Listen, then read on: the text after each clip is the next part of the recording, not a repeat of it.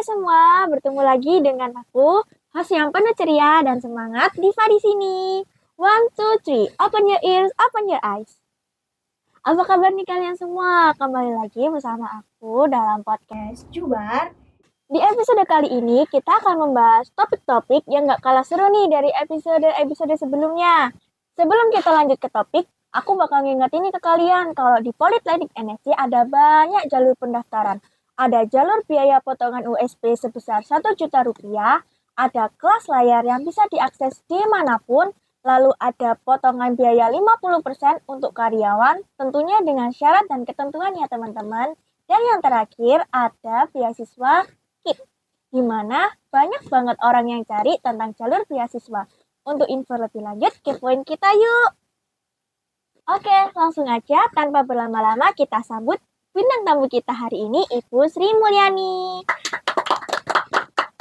Apa kabar Ibu? Terima kasih Mbak Diva, Alhamdulillah kabarnya sehat. Ibu dari prodi apa nih Bu? Saya dari prodi TK, Teknologi TK. Komputer. Iya. Semester? Sekarang sudah semester akhir, sedang semester sibuk-sibuknya mengerjakan TA. Tapi udah selesai atau masih ada tanggungan? Masih menyusun laporannya, proyeknya udah selesai. Alhamdulillah. Kesibukannya apa nih Bu sehari-hari selain ngerjain TA? Kesibukannya, saya kan seorang ibu ya, jadi ada mengurus rumah tangga juga. Saya juga 2 tahun terakhir ini menjadi kepala sekolah TK. Jadi masih menyambi kuliah. Banyaklah hal yang dikerjakan. Sibuk banget ya Bu. Iya. Capek nggak sih Bu? Gitu rangkep-rangkep sampai tidur. Kalau dibilang capek sih. Tapi kalau kita menjalannya dengan senang gitu, nggak terasa capeknya. Kita masuk ke pertanyaan ya Bu. Oke, siap. Boleh diceritakan sedikit Bu pengalamannya kuliah di Politeknik NSC? Mulai dari awal masuk mungkin. Mulai dari awal ya? Iya. Sebenarnya gini, kuliah di NSC ini dulu sekali pada waktu saya masih semester 1, semester 2 di S1. Saya sebenarnya kan ambil S1 pendidikan. Itu ada salah satu teman itu kuliah di sini. Cuman dia nggak sampai lulus karena terbentur S1-nya. Jadi dia nggak sanggup gitu ambil 2. Cuman saya dalam hati batin, asik kayaknya ya kuliah teknologi gitu. Cuman batin aja. Terus pada waktu semester 7 itu ada info dari teman-teman, ini ada beasiswa buat Bunda PAUD gitu. Ada beasiswa buat Bunda PAUD di Politeknik NSC. Saya langsung gini, NSC? Serius? Iya serius. Coba sih ini saya minta linknya gitu. Terus dikasih lah linknya sama temen. Pada waktu itu posisinya di kampus. Kita habis rapat himpunan mahasiswa gitu. Terus saya isi, kebetulan kan data semua ada di drive ya. Jadi saya tinggal isi-isi aja. Tinggal upload gitu. Jarak 2 minggu kalau nggak salah. Tiba-tiba ada email masuk. Kita disuruh ke sini untuk sosialisasi. Terus setelah itu kita membuat surat perjanjian. Kayak kontrak kuliah gitu loh. Saya ya antara percaya nggak percaya kita menantang saya keterima di sini gitu. Terus nekat deh ini di sini semester 7, di sini ngawali semester 1. Cuman pada waktu itu kan pandemi ya. Jadi di semester 1 itu kita lebih banyak daringnya. Akhirnya bismillah lah. Memang aku pengen banget gitu belajar teknologi. Sebenarnya ya nekat juga. Ini usia sudah gak muda lagi loh. Mau kuliah teknologi. Tapi dengan penasaran tadi, udahlah bismillah jalani aja. Akhirnya ya itu. Setelah ada sosialisasi dengan Bu Mahmuda kalau nggak saat itu ya. Di atas. Terus sama Pak Heru waktu itu masih Kaprodi TK. Setelah itu kita ngisi surat perjanjian, tanda tangan di atas materai, ya jalan sampai sekarang. Gitu. Kalau boleh tahu ambil S1 ini jurusan apa ya? Saya dulu pendidikan. Pendidikan. Iya. Jadi agak jauh ya. Iya jauh. Iya. Makanya pada waktu itu pengalaman yang sangat memusingkan. Di sana nyusun skripsi, di sini UAS. Nggak tidur itu. Itu pengalaman luar biasa. Tapi alhamdulillah semuanya jalan. Karena ini setelah kita jalani antara pendidikan dan teknologi ini nggak bisa dipisah.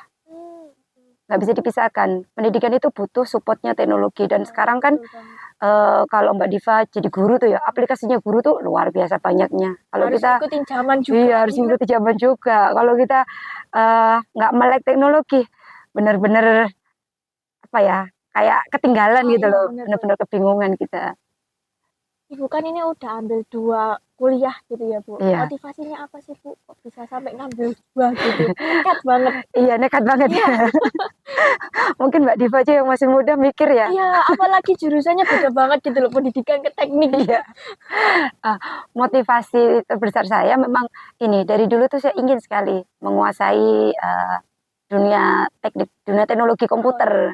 Nah, bayangan saya itu dulu, eee, di teknologi komputer tuh yang diajari ya hanya seputar komputer aja, hmm, maksudnya, program-programnya atau seperti apa. Ternyata kan enggak, iya. luas sekali yang jaringan, yang troubleshooting, ya dari situ banyak juga ilmunya yang bisa kita ambil. Jadi memang motivasi terbesar saya, ngambil jurusan ini yaitu tadi, menunjang menunjang profesi juga.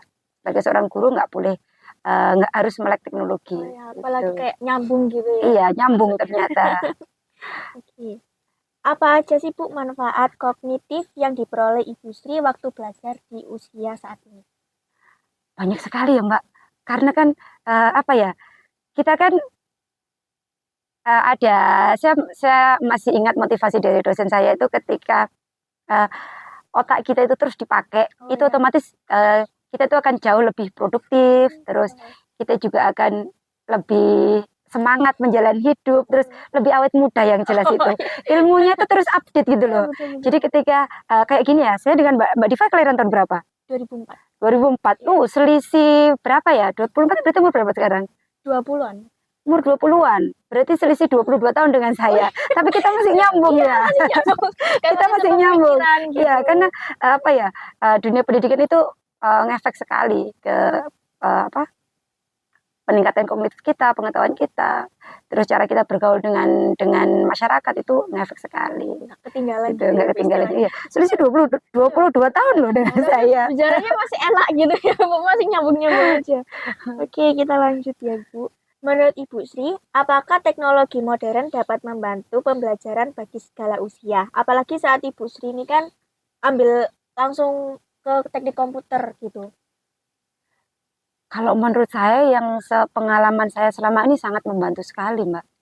Sangat membantu sekali untuk, cuman ya kita awal-awalnya itu agak, apa ya, Kaget gitu agak ya. sedikit memaksakan diri belajarnya. Apalagi kalau, waktu mata kuliah, apa ya, kayak jaringan, kayak troubleshooting, itu kan kita harus metani satu persatu. Kayak jaringan itu kan ada, apa namanya, bandwidth dan lain sebagainya. Itu kita juga lumayan mikir keras gitu. Mau nggak diikuti ini nanti nggak lulus ngulang Nggak lagi. paham juga. Ngikuti ini ya kita harus bener-bener bener-bener kerja keras lah ngikutinya. Bener-bener. Jadi kita, untungnya di apa, kita kan gabung sama anak reguler ya, beasiswa sama reguler tuh gabung kelasnya. Jadi kalau pas ada tugas itu, kita sering bareng-bareng, jadi saling support gitu. Jadi anak-anak muda ini kadang, mengerjakan tugas di tempat saya itu sampai jam 1 malam, Wih, sampai sampai jam sampai 12 begadang malam. gitu ya. Iya, jadi saling support. Untungnya kita, sama-sama saling, "Wes ayolah lulus bareng," gitu. Jadi kayak lingkungannya juga mendukung gitu Iya. ya, Bu. Ibu kan ini udah banyak kegiatan gitu ya, Bu. Ada nggak sih, Bu, cara bagi waktu yang efisien banget menurut Ibu? Mmm, tentunya itu ya yang paling penting ya, yang paling penting Iya. karena saking banyaknya kegiatan sedangkan, eee, waktu kita juga sama kan, semua orang waktunya sama Iya 24 betul. jam.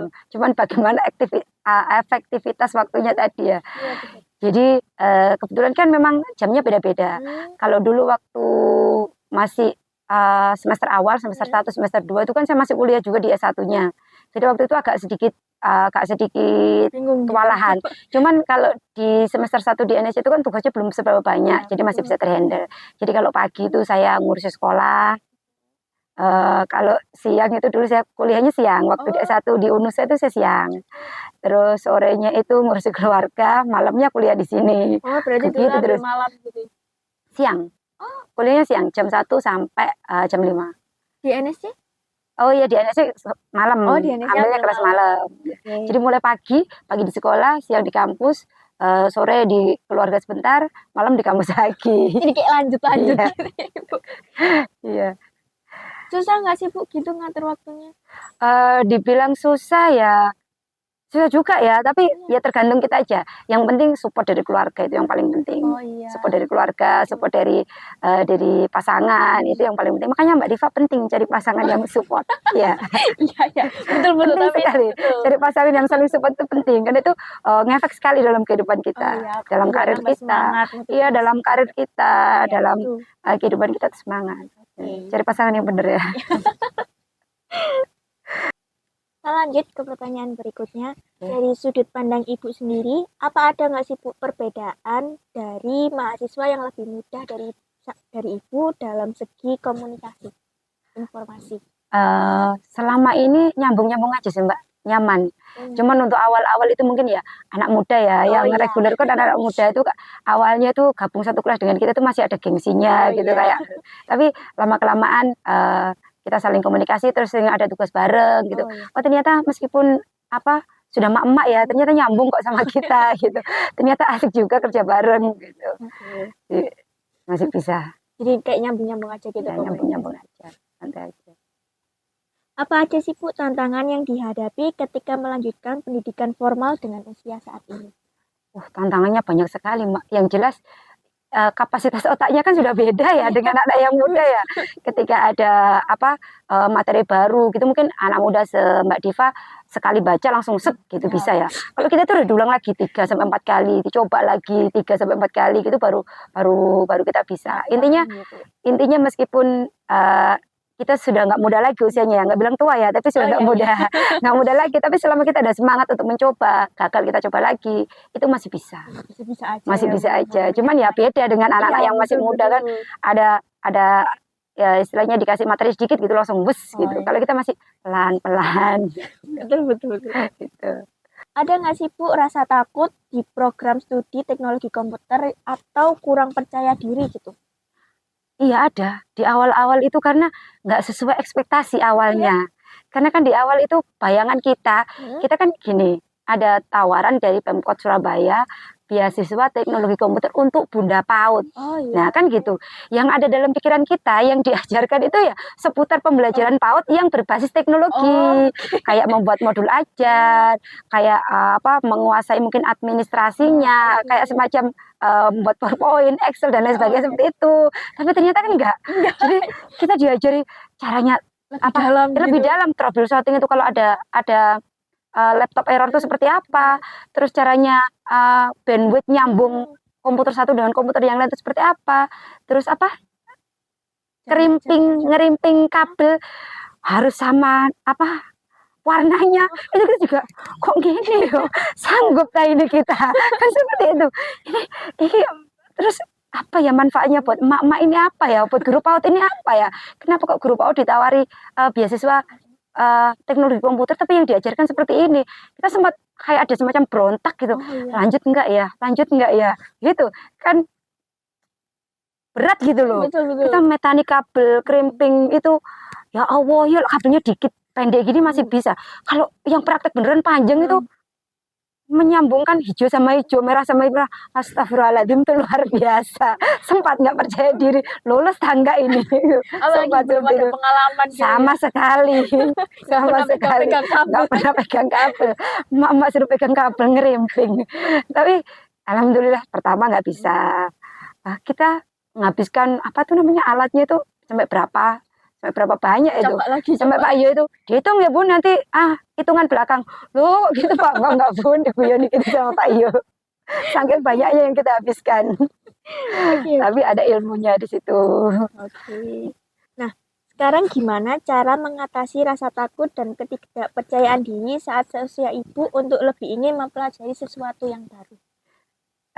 Terus mencoba untuk melawan rasa takut itu tidak ada lain selain terus mencoba. Tapi kalau rasa takut itu tidak kita lawan, takut salah, nggak berani melangkah, akhirnya kita nggak akan berkembang. Iya, saya pernah dapat pesan dari guru saya, salah karena mencoba itu lebih baik daripada tidak pernah salah karena tidak pernah mencoba. Nah, bagaimana mau salah mau nyoba aja nggak pernah berani ya gitu. Jadi dari situ termotivasi. Akhirnya semakin kesini banyak manfaat-manfaat yang dirasakan dari perkuliahan ini. Meskipun awalnya ya kita ya sempat shock gitu. Ada perubahan nggak sih Bu terkait karir Ibu yang saat ini ketika sudah mempelajari keterampilan baru? Eh, banyak. Apa aja tuh? Salah satunya otomatis semakin banyak tugasnya. Oh Ilmu iya, kita semakin banyak, betul. tugasnya juga semakin banyak. Di salah satu contoh saja, Hmm, sekarang itu mulai mulai 2 tahun yang lalu itu saya dibasrai untuk ini apa? Saya kan juga ngurusi ini ya apa komunitas guru-guru ngaji oh iya. sekecamatan gitu ya. Oh, Jadi sekecamatan itu setelah lihat kemampuan saya untuk apa mengoperasikan. mengoperasikan komputer, membantu teman-teman yang kesulitan ngisi data, gitu akhirnya sekarang saya tuh ditarik menjadi pengurus kota. Wih, Jadi sekarang mengurusi emis TPQ se-Surabaya. wih. Meskipun bukan hanya saya aja, ada 5 orang yang ditarik dari masing-masing kecamatan. Jadi kalau kita nggak punya kemampuan itu kan, ya memang itu tugas berat, tapi pengalaman Oh tersendiri, terus iya. nambah jaringan Nah, juga itu yang gitu. paling penting kan, Iya, nambah nambah jaringan, jaringan, iya, pengalaman. pengalaman. Gitu. Apa dampak positif pembelajaran yang Bu Sri lakukan saat ini terhadap kesehatan mental dan emosional? Wih, Apa ya kesehatan mental agak stres ini iya, ya. ini sering menjadi kendala nih, banyak tugas, banyak Iya, kegiatan. terutama kalau sekarang sudah nggak parah-parah amat sih Mbak, karena sekarang kan tinggal satu ya fokusnya ke sini sama di kerjaan aja. Kalau dulu itu ya sempat ini apa ya awal-awal itu di sini masih semester awal kita juga sedikit shock dengan Iya. pembelajarannya. Waktu itu saya juga masih ambil S1-nya pas sana skripsi di sini Banyak. UAS, pas Oh, UAS. Jadi waktu itu ya sempat stres juga, sempat stres. Efeknya apa ya? Mudah oh, tersinggung, akhirnya seta, ya mudah sensitif lah, oh lebih iya, iya sensitif betul. gitu. Sempat ngalami seperti itu. Apalagi mood cewek nggak bisa di ngertiin Iya, gitu. betul, betul gitu, Oke, betul oke, sekali. oke. Sempat ngalami masa-masa itu. Pertanyaan berikutnya nih, menurut Bu Sri sendiri, apakah perlu peran pendidikan informal dalam mendukung pembelajaran sepanjang hayat? Menurut saya perlu Mbak ya, karena kan apa ya, belajar itu kan tidak mengenal usia dan apalagi masyarakat kita sangat perlu edukasi-edukasi yang eh, di luar lembaga formal. Kalau di lembaga formal itu biasanya terbatas usia juga. Hmm, Kalau di informal itu kan menjangkau seluruh lapisan betul. masyarakat ya. Itu kalau menurut saya masih sangat dibutuhkan. Sangat dibutuhkan mungkin dibuat komunitas atau dibuat kelompok-kelompok kecil tertentu yang mana di Organisasi situ gitu. organisasi kecil gitu yang mana di situ ada edukasi-edukasinya. Jadi nih, menurut Ibu, lembaga pendidikan dapat menyesuaikan program mereka untuk memenuhi kebutuhan pelajar dari berbagai usia. Kalau menurut saya perlu juga Mbak ya. Maksudnya eh, kalau bisa ya lembaga pendidikan itu tidak membatasi. Oh, iya. Karena kan kesempatan belajar setiap orang itu berbeda. Nah, Ada yang ketika usia muda dia sudah ada kesempatan untuk belajar lebih tinggi. Ada yang kesempatan itu datang ketika usianya sudah tidak lagi muda. betul sih. Seharusnya dari lembaga pendidikan juga memfasilitasi itu. Karena kan latar belakang setiap orang itu beda-beda ya. Jadi kayak saya ambil S1 itu baru ketika usia 35. Oh, oke. Saya 35 tuh baru ngambil S1 karena dulu saya cukup di zaman saya dulu itu D2 sudah cukup. Oh iya. D2 itu sudah bisa ngajar TK, D2 TK. Jadi selesai D2 itu saya berhenti. Tapi ternyata semakin ke sini tahun 2017 itu dituntut dari dinas kalau tidak S1 linier itu tidak bisa masuk ke Dapodik, ke data dinasnya gitu. Jadi mau nggak mau dituntut untuk kuliah lagi. Nah, kalau tuntutan pemerintah saja seperti itu, seharusnya lembaga pendidikan juga harus memfasilitasi untuk bisa kita memenuhi tuntutan pemerintah tersebut. Sekarang semua kan harus sesuai dengan linearitasnya. Itu. Kalau dan banyak sekali guru-guru tuh yang salah jurusan. Mereka matematika terjunnya ke TK. Oh iya, beda ya Kak. Beda. Mereka bahasa terjunnya ke TK. Karena sudah kadung cinta dengan dunia pendidikan anak usia dini. Tapi datanya nggak diakui di dinas. Otomatis dia harus ambil kuliah lagi untuk linearitasnya. Nah kalau itu lembaga pendidikan tidak memfasilitasi itu kan bagaimana kita bisa memenuhi tuntutan pemerintah. Jadi bingung juga Iya. ya. Betul. Gitu. Lalu menurut Bu Sri sendiri, apakah perkembangan diri dan pembelajaran seumur hidup dapat mempengaruhi kualitas hidup seseorang? Oh sangat Mbak, sangat sekali. Pembelajaran itu, pembelajaran pengetahuan itu sangat pengaruh sekali dalam kehidupan kita. Terutama sudut pandang kita dalam menghadapi suatu masalah. Oh ya, Karena betul. semakin tingkat usia kita, semakin meningkat, otomatis permasalahan yang hadir dalam kehidupan kita semakin beragam, semakin kompleks. Nah, kalau itu kita tidak imbangi dengan skill kita yang bertambah, pengetahuan kita yang bertambah, ilmu kita yang bertambah, ya kita tidak akan bisa bijak menyikapi hal itu. Jadi pengetahuan, pembelajaran itu ngefek sekali dalam kehidupan kita, kualitas kehidupan kita. Juga nimbulin solusi-solusi. Iya. Gitu. Iya, seperti itu. Sudut pandangnya beda. Apa aja sih contoh sukses dari Bu Sri yang memulai pendidikan atau karir Bu Sri di usia saat ini? Mungkin bisa sebagai contoh motivasi nih Bu, buat mahasiswa-mahasiswa baru gitu. Salah satu yang saya rasakan, saya kuliah di NSC semester 4, iya semester 4. Kuliah di NSC semester 4, saya kan sudah lulus di UNU saya. Itu tiba-tiba saya tuh ditawari, melihat mungkin dapat informasi dari mana saya juga nggak tahu, melihat kemampuan saya, tiba-tiba saya ditawari untuk mendirikan sekolah sendiri. Wih. Jadi awalnya kok saya, kenapa saya?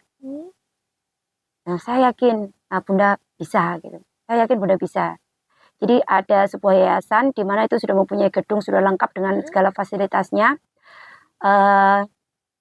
Tapi tidak ada yang mau mengelola, tidak ada yang mau mendirikan sekolah itu sampai ya mendak bertahun-tahun. Dari tahun 2012 itu sudah gedung, alat-alat sudah lengkap tapi kosong tidak dimanfaatkan gitu.